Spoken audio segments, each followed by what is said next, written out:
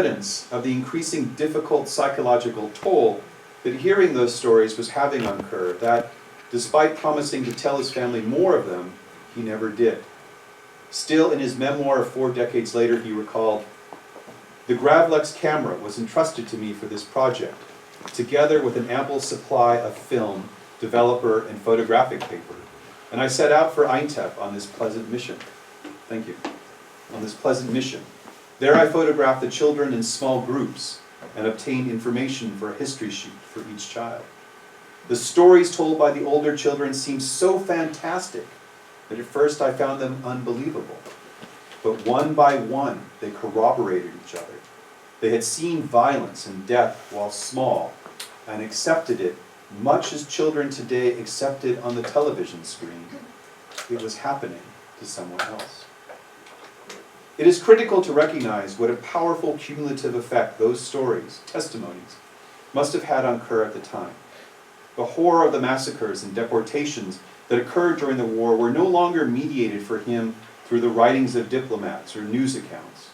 Now Kerr himself was using the technology of photography and the bureaucratic tools of the report to produce humanitarian knowledge of the broader catastrophe. He was putting faces and names to trauma and its lasting impact on the bodies and minds of young people. And while he witnessed a dissociation by the orphans from their own experience, it was happening to someone else. He was now associating that traumatic experience with real children, and probably having a difficult time understanding the profound emotional reaction he himself felt at the juxtaposition of the children and their experience in that moment. It was a collection of emotions, including anger and empathy, that may have only begun to make sense to him as he remembered it toward the end of his life, and only then after he had had children of his own. Certainly the time Kerr spent with the orphans was key to his later decision to remain in Marash during the worst moments of the massacres, and after the abandonment of the city by French colonial forces, when he too could have left the city. While his sense of professional responsibility is enough to explain that decision, I would argue that his personal encounter with the suffering of children in particular made their protection a problem for Kerr's own humanity. His letters home from this period change abruptly in tone from that of a callow tourist to the considered and measured response of a caring professional who understood at once the depth of need as well as the sources of suffering. Tales of hunting boars ceased. One of the ideas I have in this book is that what drives people to help, to care, is that they feel as though they risk losing what makes them human if they don't. Right? And this goes doubly true for a professional like Kerr, who understood his capability to help and felt an additional responsibility because of the knowledge of that ability. Still, this is often very difficult to explain. And I've written this whole book about this. I continue to think and write about why humanitarians act. I reflect on when I go out into the field, like I've done with my colleague Adrian over the last 3 years to try to work with Syrian refugee university students. I still don't understand why this happens. I'm very thankful that it does. I think we'd be a worse off place if it didn't. But I've never felt that I can competently explain precisely why. So I'm just suggesting some reasons. I thought I'd conclude by reading, I think, my favorite passage in this book. A passage as I was writing it, in fact, I remember that sometimes tears would come to my eyes as I would do it. I too have kids, and I think about them and their origins and so on. And it's an attempt to make sense of what Near East Relief's efforts towards Armenian orphans accomplished. What happened to these young people who were in Near East Relief orphanages, who were exposed to these American policies and so on. Many of you in this room may in fact be descendant of people, I know some of you are, in fact, descendant of people who spent time in these orphanages and may or may not have attributed their survival to that time. So I thought I'd read a section from my book at the end of this chapter of American War. It's called Orphan Lives. I thought it was important to, so much writing about the Middle East now is so written from the center. It's written from European archives. It's written about conquest and conquerors. that we never really, we've stopped being able to see and let the voices come from those to whom these humanitarian policies and actions took place. That's why I'm so thankful, for example, we now have Karnik Panyan's memoir in English. So, Near East Relief had gone to the Eastern Mediterranean to make Armenians the vanguard of a new, modern, and moral community. With the collapse of the humanitarian project in Cilicia, now of course this is when Near East Relief had sought to move people back into Cilicia, the French withdrawal, the rise of Turkish nationalism and Kemalism ended that project, where the organization had sought social transformation within the context of French colonial nation building. It faced in the refugee camps in the cities of the region instead the problem of survival. Nevertheless, as the organization rebuilt its infrastructure in the Levant, elements of that transformative project were reintegrated and adapted into orphan care. Evidence of the organization's clear break with its missionary past is seen likewise in its 1921 decision to cooperate with the Armenian Orthodox Church hierarchy, a decision that would have been anathema a generation earlier among the American Protestant missionaries in the region. The information from the field, including reports telling of increasing cooperation with diaspora civil society institutions created by Armenians, is indicative of the formation of partnerships that were not foreseen by the more paternalistic leadership of the organization in New York, and anticipate a more contemporary collaborative practice between the objects and subjects of humanitarianism. These partnerships provided Near East Relief with personnel, funds, and local knowledge that made what work the organization was able to do somewhat more effective through the mid-1920s. That final transition is visible in 3 of the few surviving memoirs of orphans who passed through Near East Relief institutions: Karnik Panyan, Ashtrik Ivakian, and her book Stranger Among Friends, and of course Antranik Zaruchian's Men Without Childhoods. On the one hand, all the memoirs, actually what's very interesting is very few people know that there was a woman memoirist from AUH Hospital. Everyone knows about Zaruchian, but not about Ivakian. Yeah. On the one hand, all the memoirs illustrate the potential social mobility offered by the education and socialization provided in the orphanages. They also tell of terrible cruelty at the hands of administrators and teachers and the generally precarious nature of refugee orphanhood. The life stories of Panyan, Ivakian, and Zaruchian are somewhat out of the ordinary in that they document the lives of young people who became quite successful in adulthood, but they are far from unique. Of the 3, Ivakian had the most contact with Americans and American institutions throughout her life, and indeed she is an example of the real impact of the exceptionalism of Near East Relief's project.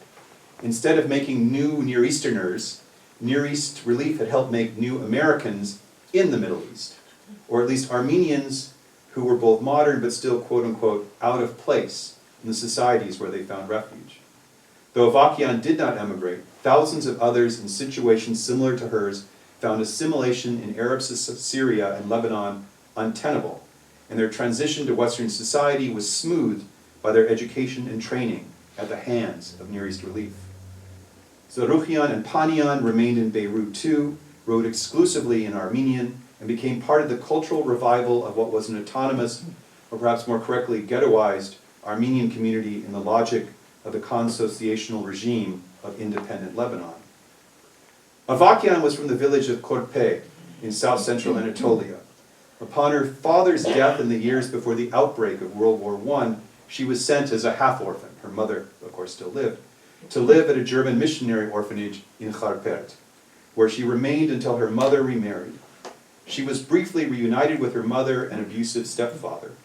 Her mother returned her to the orphanage as war began, and in all likelihood perished, along with most of the Armenians of the Kharpert district. Young Ivakian survived the genocide in the orphanage, but was witness to terrible atrocities between 1915 and 1919, including the mass execution of male deportees.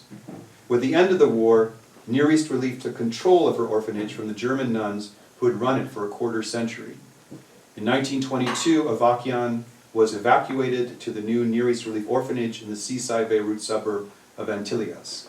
She had little contact with Near East relief, American relief workers, whom she invariably and inaccurately called Near East relief missionaries. Armenian writers at the time had no word for relief workers. Until she was selected to participate in a pilot nurse education program that was run by the American faculty of the Hospital of the American University in Beirut. And this is her writing. In 1923, several months after my arrival at the orphanage in Antilias, 2 missionaries from American University Hospital arrived to select some girls to be taken to Beirut and trained as nurses.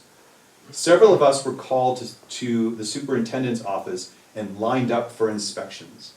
I was wearing a long, dark, shabby dress, and my hair was done in pigtails tied with red ribbon. The kind, smiling eyes of Mrs. Graham and Miss Ella Osborne, the 2 missionaries, studied us carefully. The administrator spoke in my favor and was overgenerous in her praise of my conscientiousness, willingness, and helpfulness.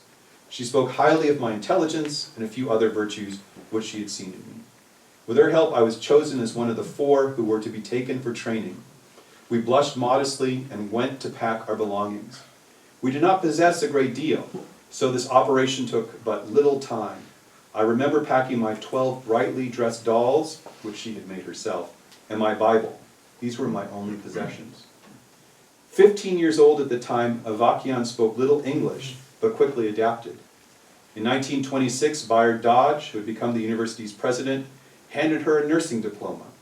Experiencing feelings that must have been common among successful orphans, a profound sense of survivor's guilt engulfed her in that moment. She writes, "Why had Mother pushed me into this position? Why hadn't I been allowed to perish with the rest of my family? And now alone, having to face the unknown, was her sacrifice worthwhile?" Within 2 years, she was made head nurse of one of the hospital's floors. Her nursing and nurse educator career would last well into the 1970s.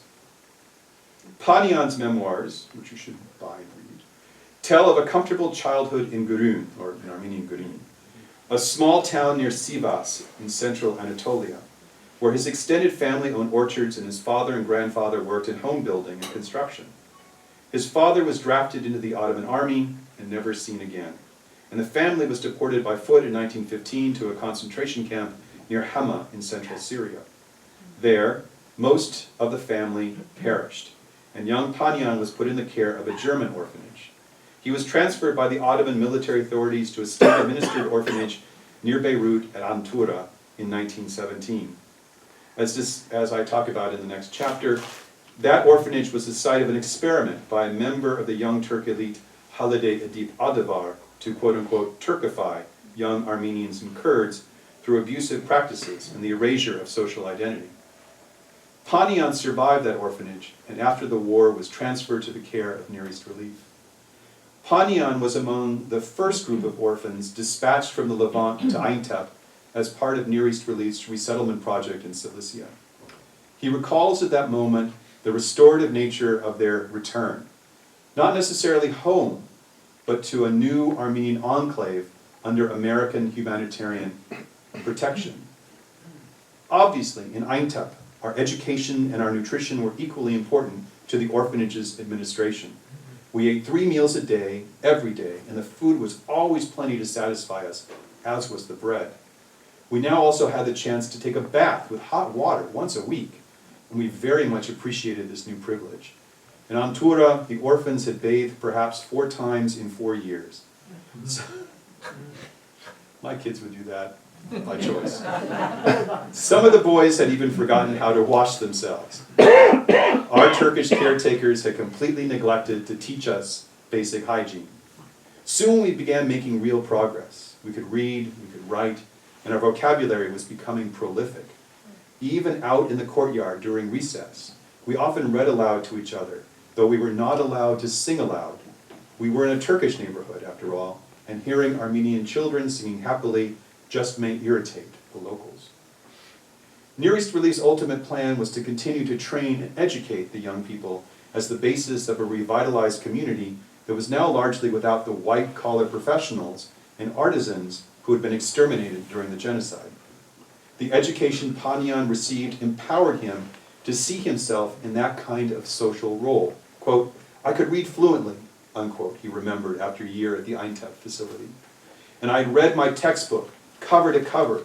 I had learned some of the stories within it by heart, and often entertained my friends by reciting them. They were amazed at my ability to absorb and retain information. And I remember one day one of them looked at me and prophetically said, 'Just you wait, you'll be a teacher someday.'" And of course he was. This was a fresh, new idea, and I mulled it over for quite some time. I let my imagination run free, and I wondered whether I really could one day become a teacher. These reflections kept me busy for many days. Nonetheless, the fighting which had convulsed Marash in 1920 soon reached Eintep as well. The young people were brought into the old Armenian quarter, which the Americans believed could be more easily defended during communal violence. The Near East relief efforts in Eintep were led by Ray Travis, 1906 to 1965, whom Panian remembered fondly as a great giant of a man who enjoyed eating and playing with the orphans. In a departure from the nonviolent actions Kerr took in the face of communal violence, when the Armenian district in Eintep was attacked by armed Turkish irregulars, according to Panian, and I have to tell you, no other source, Travis took up arms himself, firing on the attackers and securing weapons and ammunition from the French colonial forces for the Armenian fighters. The fighting took the life of one of the orphans, Manouk, who died from a bullet wound. With the French total withdrawal from Cilicia, Panian, Ray Travis, and the others were evacuated back to Lebanon, and Panian was placed with 300 others in a Near East relief facility in the town of Jbeil. Reflecting on the failure of the return to Eintep, Panian recalled, "I remember standing in the twilight near those ruins and thinking, nor was I the only one to have these thoughts, that we had come to a new country and we would have to start from scratch again. But at least here we knew that we would have everything necessary to survive. We also knew we would receive the best possible education. We would now have to work as hard as possible to rebuild our shattered lives," unquote. Panian would continue his education and go on to be a beloved teacher at Beirut's Jemaran, the premier Armenian language high school in the Levant. In Panian's story, with its recurring emphasis on the role Near East relief played in Armenian education, the organization's contribution to preserving Armenians as a people comes through. Education was more than just a pragmatic effort, but was seen as a central element to the restoration of the humanity of the survivors by reattaching them to their community's language, culture, and history. That emphasis is one of the most unique elements of the entire Near East Relief project in the region, and definitive of its place in the formation of the Armenian diaspora. Zaruchian was also from Burin, and only 2 years old when he was deported with his mother, Yoranuhi. His father, Toros, had joined a resistance movement, but had been captured and executed in Marash. The mother and son survived a period in the Syrian desert and were interned at a camp near Aleppo. With war's end, Zaruchian's mother, whose job was a cleaning woman at the city's famous Baron Hotel, left her in a precarious existence, could not care for him, and placed him, again as a half-orphan, in the Armenian Protestant orphanage, which at the time was a converted enormous courtyard home in one of the city's walled neighborhoods. Zaruchian was later transferred to the Near East Relief facility at Jbeil. Returning to Aleppo in 1920, he was eventually reunited with his mother and then sent to Beirut's Jemaran on scholarship. Zaruchian's memoir, which he wrote later in life after a career as an author, poet, and journalist, describes Dickensian conditions at the orphanages: perpetual hunger, lack of blankets and clothes, corrupt caretakers, abusive treatment, and occasional moments of laughter and humor. Zaruchian had a deep sense of how orphan life had damaged him and those around him. It is a profound reminder of how the dehumanizing and debasing elements of genocide continue to be visited on survivors, no matter how effective programs of relief could be. Quote, he writes, "We weren't just orphans. We never wore the orphan's mask of sorrow and desolation because we never felt the absence of goodness or affection. Ours was one collective face, rude, bitter, mischievous. We hated everyone. We hated each other. Every manner of lie was our defense. It was natural law to beat up the weak, to be beaten by the strong. For a piece of bread the size of a fist we battled, bit, bled. Love was an incomprehensible word. Friendship, an unknown feeling. Bread was comrade, friend, and love. Unlike Avakian and Panian, both of whom became almost ideal products of Near East relief efforts, Zaruchian had only a brief and sporadic experience with American modern humanitarianism. Most of his education was at the hands of Armenian Protestants. Indeed, it is hard to imagine with his description of the poor education they were receiving in the orphanage that he would have had the literary career he did had he not been returned to the care of his mother and enrolled elsewhere. Zaruchian did have one very significant encounter with Near East relief, and I'll conclude with the story. A Christmas gathering in honor of an Armenian intellectual, the Istanbul-based satirist Yervant Odian. Odian, whose own encounter with humanitarian disaster and rescue is discussed I talk about it later in my book, was inspecting Aleppo's orphanages and distributing presents after visiting the killing fields near Deir ez-Zor, where he himself had once been exiled. His arrival was greatly anticipated by the boys in the orphanage, who had learned of his reputation as a humorist and expected that he was coming to entertain them. Zaruchian was ushered into an assembly at the orphanage where Odian, two unknown female representatives from Near East Relief, and the administrators of the facility were arrayed on stage. The director introduced Odian with great flourish, which Zaruchian and his friends, around 7 years old at the time, little understood. After the introductions, the director asked Odian to say a few words. We waited for him to speak, Zaruchian recalls, to laugh, to make us laugh. One word would have been enough to set us roaring. After a long, awkward interval, he opened his mouth. Children, orphans. He went silent again and tried to return to his seat, but the director stopped him. The guest tried once more to speak, this time a little louder. Orphans, I love you very much. He didn't say another word. He returned to his seat, dabbing his eyes with a handkerchief. As important as the refugee children and orphans were to the American project in the Middle East, the Vorpech, as orphans were called in Armenian, meant much more to what was left of the Istanbul-based Armenian elite like Odian. And seeing them there in an American orphanage, safe, or at least safer, in French-occupied Syria, was a relief. But it also must have been a reminder of the loss of humanity that had produced this army of parentless boys. Boys Odian knew were so deeply scarred that they would have no childhood and then only the slimmest chance at a normal life as adults.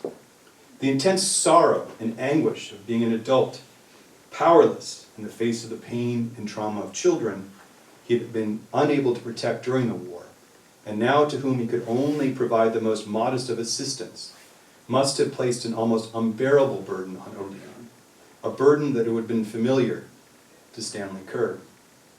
With that burden in mind, it is hard to imagine that Near East Relief's Americans in the field, those who knew in detail the suffering these children had endured during the genocide, and then witnessed those same children facing renewed ethnic violence and displacement, would have found themselves imagining them as mere instruments of a quasi-colonial American political project in the New